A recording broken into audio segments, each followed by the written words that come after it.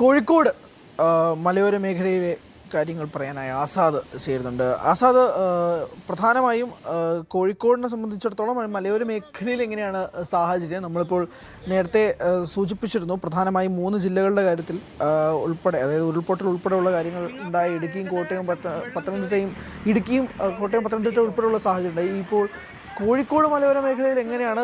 ഇപ്പോഴും ശക്തമായ മഴ അവിടെ തുടരുന്നുണ്ടോ? അവിടെയുള്ള ജാഗ്രതാ നിർദ്ദേശങ്ങൾ ഉണ്ടോ? ആളുകളുടെ സാഹചര്യം എങ്ങനെയാണ്? അവിടെ എന്തെങ്കിലും നാശനഷ്ടങ്ങൾ സംഭവിച്ചിട്ടുണ്ടോ? വിശദാംശം.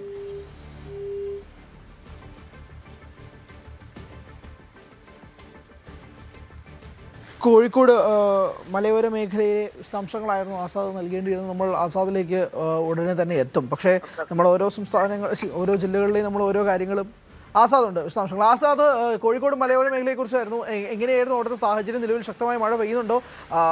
നാശനഷ്ടങ്ങൾ സംഭവിച്ചിട്ടുണ്ടോ? വിശദാംശങ്ങൾ.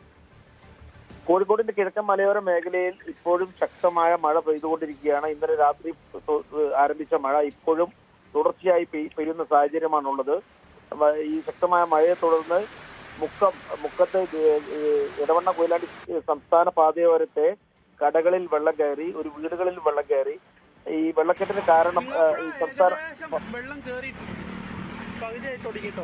സംസ്ഥാന പാതയോരത്തുണ്ടായിരുന്ന ഡ്രൈനേജ് അടഞ്ഞു കിടന്നതാണ് വെള്ളക്കെട്ടിന് കാരണമായത്. അതുപോലെ തന്നെ കാരശ്ശേരി പഞ്ചായത്തിലെ മലാങ്കുന്ന് പുള്ളിപ്പൊയിലിൽ ഒരു വീടിന്റെ സംരക്ഷണ ഭിത്തി തകർന്നു വീണ് മറ്റൊരു വീടിന്റെ മുകളിലേക്ക് വീണ് 2 വീടുകൾക്കാണ് കേടുപാട് സംഭവിച്ചിരിക്കുന്നത്. മലാങ്കുന്ന് സ്വദേശി അഫ്സത്തിന്റെ സഹോദരിയുടെ വീട് എന്നിവയാണ് വീടുകൾക്കാണ് കേടുപാട് സംഭവിച്ചത്. ഇപ്പോഴും പ്രദേശത്ത് മഴ തുടരുകയാണ്. വീട് വാസയോഗ്യമല്ല എന്ന് മനസ്സിലാക്കിയതോടെ പഞ്ചായത്ത് അധികൃതരെത്തി ഇവരെ തൊട്ടടുത്ത വീട്ടിലേക്ക് മാറ്റി താമസിപ്പിക്കാനുള്ള തയ്യാറെടുപ്പിലാണ് ഇപ്പോഴും ഉള്ളത്. ശക്തമായ മഴയാണ് കോഴിക്കോടിന്റെ കിഴക്കൻ മലയോര മേഖലയിൽ പെയ്യുന്നത്. അതുപോലെ തന്നെ ഇരുവഴി പുഴയിലും ചെറുപുഴയിലും ഉൾപ്പെടെ ജലനിരപ്പ് ഉയരുന്ന സാഹചര്യമാണുള്ളത്. മലബാർ റിവർ